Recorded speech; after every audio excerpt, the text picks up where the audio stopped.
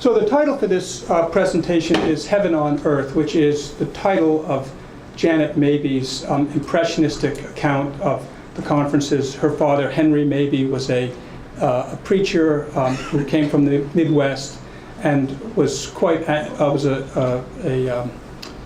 he was sort of a half generation younger than Dwight Moody, and was often at the conferences and had a home on the ridge ultimately. And Janet Mabie wrote about this whole spirit that just took over this area in the summers. And I don't feel like I'm cribbing on Janet Mabie by calling this talk Heaven on Earth, because those words were used by any number of people to describe what things were like at Northfield. And I'm just going to read. This is from about 1890, and a periodical called The Record of Christian Work. A correspondent says, "A Northfield conference is not known through stenographic report. Northfield invites not to a program, but to a life. The atmosphere is surcharged with religion. An unbeliever dropped into this environment would be like a fish out of water. The place is unique. Religious themes are not only uppermost, but practiced, the only ones discussed. Daily papers unneeded save as they contain a report of the conference. The great world outside is left outside. This retreat in the peaceful Connecticut Valley is sacred to the soul and the interests not temporal but eternal." So heaven on earth indeed. It's impossible to talk about the conferences without talking about D.L. Moody. The conferences actually began after Moody moved back to Northfield following an evangelical tour in the British Isles. He came back and bought the house down the hill in 1876. And in the summers of 1877, 78, and 79, the summers before Northfield Seminary was founded, he had informal gatherings of mostly pastors, but lay people as well, at his house for conversation and fellowship and Bible study. In the fall of 1879, the seminary opened, and in January of 1880, the middle of that school year, the cornerstone was laid for East Hall, and by the end of the summer, the building was complete. And I've got this little saying that I like, D.L. Moody had no use for lazy people. He had no use for lazy buildings either. It was not his goal to have a campus that was open from September until June and then have nothing going on from June until September. So that at the end of that first summer, from September 1 to 10, there was a convocation of 10 days of prayer, and Mary Key from from C.S. Lewis has kindly shared a whole packet of postcards which are on that table over there. But most importantly, she is the consummate eBay Northfield conferences person, and she found this thing called "My Token at the Moody Convocation held at Northfield, Massachusetts, September 1 to 10, 1880, an answer to prayer by one of the delegates," published in Philadelphia. And it's all well and good to have something like this. This is an invitation to the second convocation, but anything to do with the first is really just a special item. And so I don't even want to open that, because I don't want to be the one that causes the cover to fall off. But there's a great account in the Christian, which was published in England by Moody and Sankey's London hymn book publishers, and every year they sent D.L. Moody a luxuriously bound in leather, all edges gilt, compendium of the previous year's issues of the Christian. And it was a weekly publication, and these volumes are about this thick. And interestingly enough, I mean, before the Record of Christian Work, which started publication in 1881, this is just a fantastic periodical for learning about where D.L.Moody was at any given point, but also it talks a lot about the conferences and a lot about the early history of the schools. So the call by Mr. Moody for a 10 days conference for prayer in the presence of the Holy Spirit has been cordially responded to by some of the noblest Christian workers in this and other lands. The seminary just completed and the school building erected last year are filled with guests, while the citizens in the school building erected last year, that's Ravel Hall down the hill, are filled with guests, while the citizens with kindly hospitality opened their doors.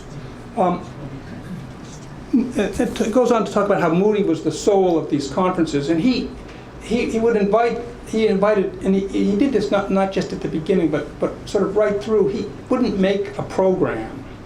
He would invite a bunch of people to speak, and then he would say, "Oh, you know, he would know where the sort of spirit of the room was, and he would just call on people. Oh, it's your turn, you know, Pastor so and so," and so you had to be ready to speak. If you were going to speak at one of these convocations, you had to be ready to speak on day one, and if you didn't get called upon then, on day two. And the other thing that's really interesting is in these early years, and I'll have more to say about this later, they didn't spend more than 2 or 3 hours in these gatherings on any given day. There was lots of time for sort of individual fellowship, individual conversation, people looking for spiritual guidance, individuals looking for spiritual guidance from pastors. D.L. Moody was the driving force behind this and behind the conferences. And so in 1881 they had their second conference. In 1882, D.L. Moody began another tour in the British Isles, and he was back briefly in 83 and came back in the late spring of 84. But without Moody's galvanizing presence, there were no conferences for those 3 years, 82, 83, 84. And it's funny because as an archivist, that's the kind of thing that, I've always said, oh yeah, the conferences happened every year, and I just sort of assumed that the reason we didn't have programs for 82, 83, and 84 is because nobody saved them. And then it turns out that the reason that there were no programs was because there were no conferences.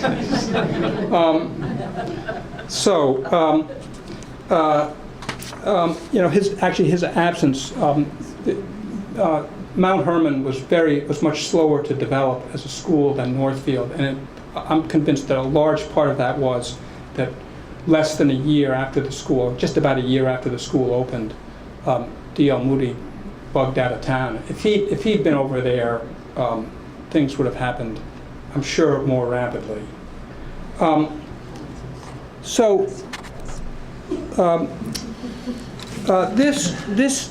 is the booklet that's there.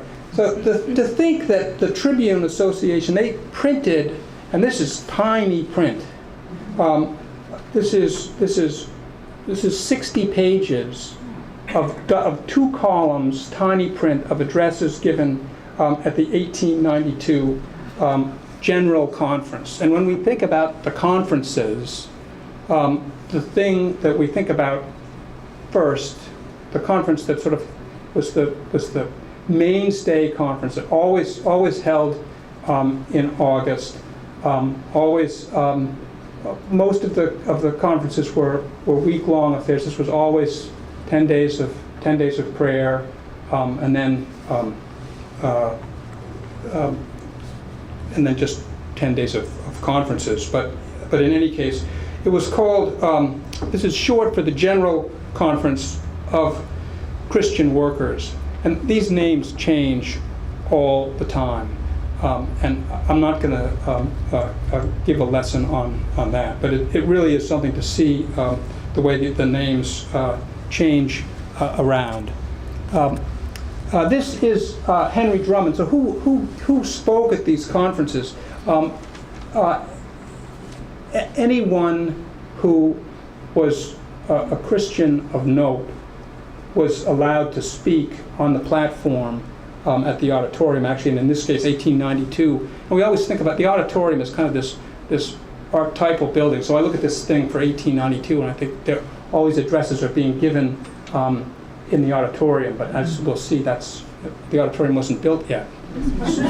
So they weren't there. But so there was Henry Drummond is sort of the sort of poster child for this broad range of people who were allowed to speak at the conferences. Henry Drummond was a Scotsman. He was a great believer in evolution. He saw no disconnect between Charles Darwin and the Bible. And there were many of Moody's more conservative associates who said, "Why are you letting this guy speak?" And Moody said, "Well, he's reaching people that I can't reach. He's reaching people that you can't reach." There's this great line about sectarianism. Moody said, "The miserable walls of sectarianism are breaking down. At Northfield, he proclaimed that there were no Baptists or Presbyterians or Methodists, only Christians." So that it didn't matter what church you went to. What mattered was your faith in Christ. So here we are. Let's go back from 1892 and go back to 1886. And we still have only one conference. But that summer of 1886, Moody invited sent out invitations to 250 YMCAs that had associations with colleges. And he said, each one of you may send one delegate to this convocation, this summer school. And I got to know right away whether you're going to send someone, because if you're not going to send someone, then I want to tell these other colleges that they can send 2 or 3 or 4 delegates. So in the end, there were over 200 delegates that signed up, and that turned out to be more than sort of Northfield at that point could really handle. And so that first summer school, they decided to have over at Mount Hermon. So this is this doesn't show up very well in the dark, but this is Foreign Missions Mount Hermon, 1886, and this is the beginnings of the student volunteer movement, and they got, each one of these guys is running a little number, and then there's a whole key down at the bottom. I mean, the way it's amazing to me that they were able to get these guys to put on these numbers, and then that they were able to make a key for it. And actually, I had someone who was a descendant of one of these people who was, I think he was number 46. I remember the guy's name. I remember his number. And he's over here somewhere. And this is projected on a big screen, but if you look at the photograph and you put a loop on it, I found the guy. There he is, right next to the window. And then you can see his name is down below, and the college where he went, and where they were sort of proposing to take up missionary work. But they had 200 people. 100 of these men, were the Lord willing going to take up missionary work in foreign mission fields, and actually not all of them wound up doing that. But there are great programs from that first conference. There were international delegates in 1887, and it's really, I'm trying to see whether I would see this better if I put my glasses on. Oh yeah, so I don't wear my glasses and it's all out of focus and I'm thinking, can you see this? But so this is the Japanese delegation in 1887 to the International Student Conference. And here they are sitting on the steps of the homestead down the hill. And actually, after that first year, in 86 and 87 and all years following, this international, the conference of students, college students, happened at Northfield. So here they are. Here are the boys, young men, in front of Home Science, Billings Hall, with their college banners. This is in 1907. So this is Billings Hall's brand new building, and there they are. So as of 1886, we're talking about not just a conference, but conferences. In 1893, D.L.Moody sent out a circular addressed to the young college women of this and other lands. So this is early. So 1890, he's got a girls' school, but he's also interested in women doing missionary work and not just as going out as pastors or as lay people, but as doctors, as nurses, as relief workers, and so then they were doing mission work both domestically and internationally. So here's a group at Camp Northfield about 1903. Here's a group on the steps of Marquand, 1910. And here's a group from, you can see, Westminster School in 1940. And the war, I'll have more to say about this later, but the war really puts a damper on things. So 1940, things are going pretty strong, but the conference sort of broke up, and it met at Dana Hall one year, and it met at Westminster one year, but then it came back to Northfield. And interestingly enough, I mean, this conference has morphed a great deal from its origins, but it's the one Northfield conference which the school continues to host, and they meet annually every June, late June, across the river. And if you go to northfieldconference.org, you can check out their website. They're an ecumenical group, and in fact they're really it's a multi-faith group now. But there was a group called the Northfield League, and then the Northfield League it broke into three, and then it came back into one again, and now it's one Northeast group.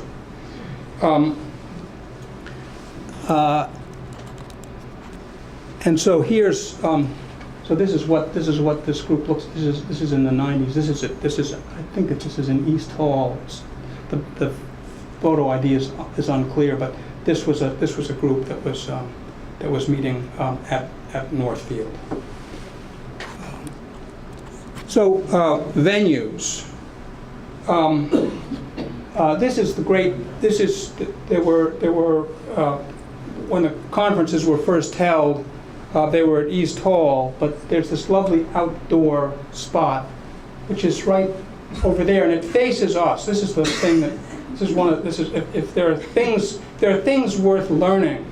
Now we always look at Round Top, the photographs of Round Top, unless you see people. The photographs are mostly taken from down towards Route 10, looking up the hill toward the grave site and that beautiful expanse of hillside, and sort of with the hills to the west behind you. But actually, the prayer meetings all took place in that little bowl on this side of the hill, and David Powell can tell you all about that. But so this is a group right around 1900, and This is another group, 1923. The trees are bigger, but this is a place for gathering. There are morning prayer meetings here, evening prayer meetings. There were hymn sings. This is sort of this becomes, and in certain ways, spiritually, this is the most important venue, I think, because it's this great mixture of worship and fellowship and nature and the outdoors, which is just this vital part of what Northfield, with a real capital N, means. And the other great space, the space that was used, the largest indoor meeting place was in Stone Hall. So this is that was completed in time for the summer conferences in the season of 1885. So when so that's the third conference. And here we don't have any photographs of a conference session. This is one of the very few interiors we have of this space filled with people. So this is when school was in session. This was taken in 1901. I wouldn't try to count the heads there, but there are a lot of. It's amazing how many people there are in this room. And if you've been, if you went to Northfield or NMH before Silverthorne, the Silverthorne Theater became the Silverthorne, became a black box. The stage is actually down this way, and the windows are on the side. So you can see that this is actually turned sort of 90 degrees to the way we think of sitting in that old theater, if you recall that. But of course, this is the iconic building, opened in time for the General Conference in August of 1894. It's amazing how fast these buildings would go up. I mean, they broke ground for this building in 1893. Less than a year later, it's open. And there's a really great. I was doing all this reading to prepare for today. There's a great report of the 1894 season, again in the Christian, where this guy is writing about how concerned everybody was. Like they saw the size of this building, and they said, "What? How is a building this size going to fill?" D.L.Moody is just an incurable optimist. But the guy didn't get. The guy one paragraph later says, "Well, I guess we needn't have worried. It really filled. They filled it right up from a very early date." And you hear about the very first conference in 1880. There were about 300 people went to that conference.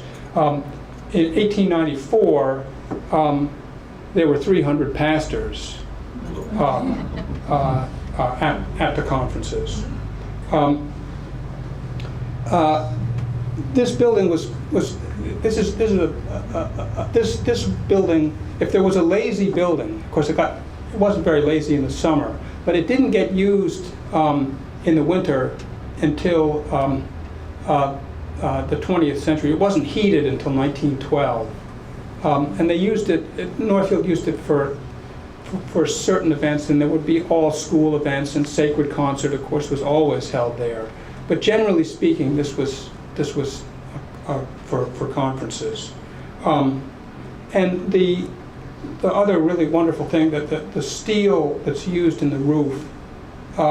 It's a very early example of steel being used in a building in this part of the country. And in fact, the steel was built by a company in Bridgeport, Connecticut, that built iron railroad bridges.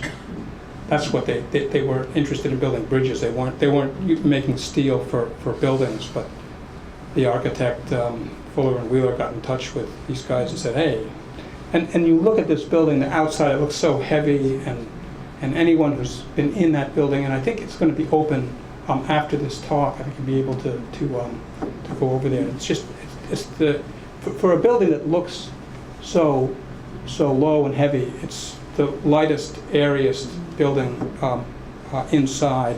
And so there's an inside view, and you can see Mr. Moody back there, and there's Ira Sankey at the organ. There's kind of another view of this. This is from 1899. And music was just this vital part of D.L. Moody's whole thing. He's got this really great line where he says, let's all sing the fourth verse, and if you can't sing, make your mouth go. And the conferences produced, so there were hymn books. There's the Northfield hymnal, which went through many editions. This, well, depending upon how you count, there's 4 or 6. I count 6. But there are also selected hymns. This is selected hymns for the Northfield Conference. This is worship and song, specially bound for the Northfield Summer Conference on Religious Education. This is published by the Congregational. This is Pilgrim Press. So there are these hymn books that are just part of the conferences it's this separate thing. And so the other thing we see here, this is the I was going to bring a laser pointer, but I don't need the laser pointer because I'm right here. The laser pointer is mostly for the cat, but this speaker stand, there was an organ and one speaker stand. There was not a separate speaker stand for women. Moody thought everyone should speak from the same place. So Booker T. Washington, the hymn writer Fanny Crosby, Teddy Roosevelt, Woodrow Wilson, and then a who's who list of, everyone who was anyone in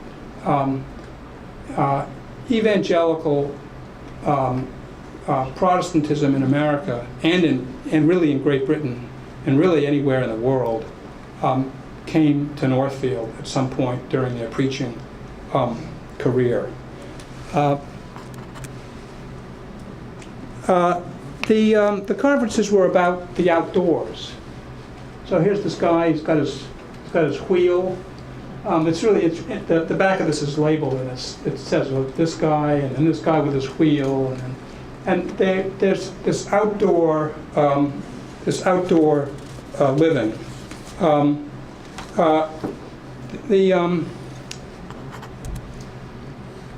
Here's another. I love this caption: baseball game between the Baptists and the Methodists. August 1907. We don't know who won. Makes me think I probably should look that. I wonder whether the Hermanite had an account of that. But this was a really big thing, and I could have put in a slide, and I probably should have put in a slide that showed Skinner Gymnasium. So usually you think about the boys' school, they'd have a gymnasium before the girls' school. The gymnasium across the river for the boys wasn't built till 1910. The gymnasium, Skinner Gym, was built here in 1895. And I think that a lot of that had to do with providing activity for conference goers when the weather wasn't so great. But there's the whole notion of muscular Christianity, and the YMCA. The YMCA is a tremendously important part of Christian work, and D.L. Moody was the head of the YMCA in Chicago before he came back to Northfield. Just the whole notion of the health and of the outdoors and the wonder of the outdoors, and what being in touch with that would do for you spiritually. I mean, here's a conference track meet. This is over at Mount Hermon. This is spring of 1928. some groups of speakers. So the guy who I'm sort of most interested in is this guy here, G. Campbell Morgan. It's just to see him over the years. So here he is in the center. He's an Englishman, but this is a group of speakers, men and women together. Here's G. Campbell Morgan with another. So he's from England, and Len Broughton is from Atlanta, Georgia, and that's just this. I love this sort of dashing photograph. So, and then G. Campbell Morgan again about 1920. So he came to the conferences really over the course of more than 30 years, going back and forth across the ocean. He gave I haven't counted, but he gave probably a half a dozen commencement addresses at Northfield, and he was at the conferences about 25 times, and just I love his. There's something about his look. He's just got this relaxed, this open smile. The tents. Everybody likes to talk about the tents. You could get a tent. In early years, you could rent one with board for $7 a week. There might be a question at some point about what did it cost to come here? As far as I can tell, I guess by about somewhere around the 1940s, they started charging a nominal fee of like $10 or $12, something like that, to cover the cost of the speakers. But for the most part, you came here. Really, all you were interested in all you really had to pay for was room and board. The tents, of course, this is kind of classic view. Just everywhere. You see them here, but then you see them way down there as well, and just lining the edges and the walkways all through campus. And I think you could get a tent for you could rent one for $1 a day without board. So people would come. They didn't necessarily even stay for a whole week. They'd come and they'd camp for 2 or 3 days and enjoy the fellowship and then move on. And these are pretty nice tents, actually. As you see, you can see that there's this platform here and beds and they're big. I think my sense is that it's a little unclear to me whether you rented a tent for $1.50 a day, whether it was a shared thing. The sense is that it was. You didn't rent a tent and get board for $1.50 a day and have a tent to yourself. And then the other great place where people stayed, they stayed in the dormitories, but they also stayed at the Northfield Hotel. So a view of that was considerably more money and well beyond the range of some people, and we'll say more about the other places that people stayed in a minute. They didn't all fit in the tents. So there are a host of conferences lasting 1 week, and then through the general conference, there's this. If you think that FDR's alphabet soup of the New Deal is tough to keep straight, try the Women's Foreign Missionary Conference, the Women's Home Missionary Conference, the International Missionary Council, the YMCA Students Conference, the Christian Endeavor Conference, the Christian Education Conference, the Summer School for Sunday School Workers. Try saying that 3 times fast. The United Presbyterian Youth Conference, the National Convention for the Brotherhood of St. Andrew, the Commission on Evangelism, sponsored by the Federal Council of Churches of Christ in America, And finally, pictured here, the Westminster Choir School. And there are the big ones were the Young Women's Conference, the General Conference, Christian Endeavor, Christian Education. Those were the ones that really lasted for 60 to 70 years each. And it was really the war, the Second World War, that really put the kibosh on things, because they ran limited, they had limited, just had limited access. You couldn't just, the transportation didn't exist. Trains didn't run the same way. People, and then there weren't the young people to do the service jobs. There were not a lot of men available, and the women weren't available because they were doing all the work that the men had done before they went off to war. So there was a limited conference in 42 and 43. 44, they sort of got it back together again, but 45 there was no conference. And the General Conference came back and went on until 1950. So then there were some others that filled in the years in the 50s and through the 60s. But it's the big numbers. There were 10 to 12,000 visitors in the summers between about 1900 and the start of the Second World War. It's just it's pretty astonishing. I should look and see how I'm doing with time here. I'm not really paying any attention. So who worked here? There's a great picture of Jim Watson's grandfather, which I probably should have used, but I'll just mention that. I'll embarrass him by mentioning it. There's a great picture of his grandfather. He's got the knives in the picture, but this is a thing about student waiters. This is from about 1900. Everyone knows about the student waiters in the New England summer hotels, but in Northfield the idea is carried much further. The girls of Northfield Seminary and the students or graduates of Mount Hermon are employed here in every capacity.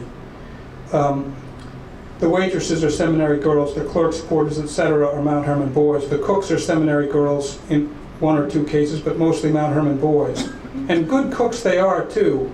Indeed they ought to be, for cooking is on the curriculum of the schools. In the Northfield Hotel, for instance, the steward is a Mount Hermon boy, now in Oberlin. The head cook is now in Princeton. The second cook is a Japanese boy, a graduate of Mount Hermon, and now in the Yale Divinity School. The three clerks are Mount Hermon boys, on and on. This next pair of pictures, so this is the picture that I would have used. In fact, it was all set to use for the Westminster Choir, except that if you look at this boy here, with his mouth open, he's really, I think he's the focal point of the whole picture. Here he is in this. I just stumbled across this. Here he is doing dishes in the kitchen in Gould, maybe the same day. So both of these pictures taken in the summer of 1940. I couldn't believe. This is why I love. That's part of why I love my job. It's just get serendipity like that. And it's really fantastic. And then there are great photographs over there. The panoramas of the Christian Endeavor, the Religious Education Conference over there. But they never failed to take pictures of the conference employees either. So this is 1942. So they're and then there were people from the schools who were intimately engaged in the work of the administrative work of running the conferences. That's Jimmy Mertz in 1963. Those of you who remember him, and Carlton Lamadou in the mail room. Probably this is probably also 1963. And the conferences were a wholly owned subsidiary of the Northfield School. So there were the conferences, there was the hotel. It was all very much mixed together. And the conferences had children of their own, I like to say, but maybe they were cousins. So this is Camp Northfield. It was founded in 1895. D.L.Moody wanted a place where people could get the outdoors and could also get over to the conferences. Ultimately, Camp Northfield was open from June until September. People kind of came and went. And that was over in the Cathedral Pines. It's over off of Burnham Road. I'm pointing in the right direction. Right over here, here's a Cathedral Pines group. We saw the group from the Women's Conference earlier in the presentation. And here's D.L.Moody with his back to us at a morning council, again at Camp Northfield. There's the Virginia Fresh Air Camp, and I always thought it had to do with the state of Virginia until I was putting this presentation together, and I discovered that it's actually named for W.R. Moody's youngest daughter, who died at the age of 5 in 1914. And so this was a camp for essentially, girls who grew up in urban environments, get them out, and they used the W.R. Moody's Burnham Road house as their base of operations. And here's a group of girls with their Model T named Marimba. That's a really great. That's a great picture. I love that picture. This is a Levering picture. This is 19. Oh, is it? Yeah. This is 1923. There's the Weis. There's Louise Stockton Andrews. She died as a young woman, Christian worker.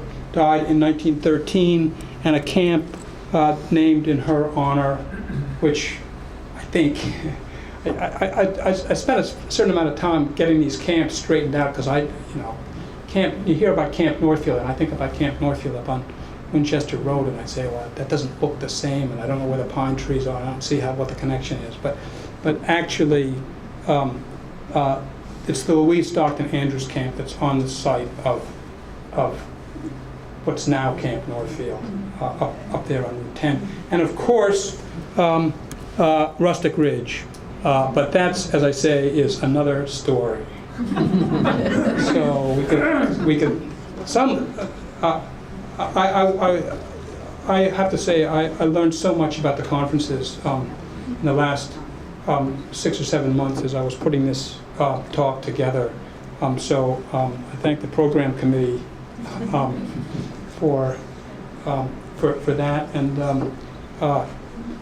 but someone who's really a Ridge person should do this. That's what I think. But I'm not a Ridge person. But the Ridge, which starts right after the turn of the century, right after Moody's death. But it was certainly in Moody's mind, that he was always trying to figure out where you were going to, and how to get people in, and once they were here, how could you get them to stay? And if you were a pastor and you were going to be speaking at a bunch of different conferences, you didn't want to stay in a tent for 8 weeks, and you couldn't afford to stay at the hotel for 8 weeks. So we'll take some school land up here and we'll break it up into tiny little postage stamp lots. Voila! We'll lease them for $1 a year, and then we'll forget about the leases. Thank you.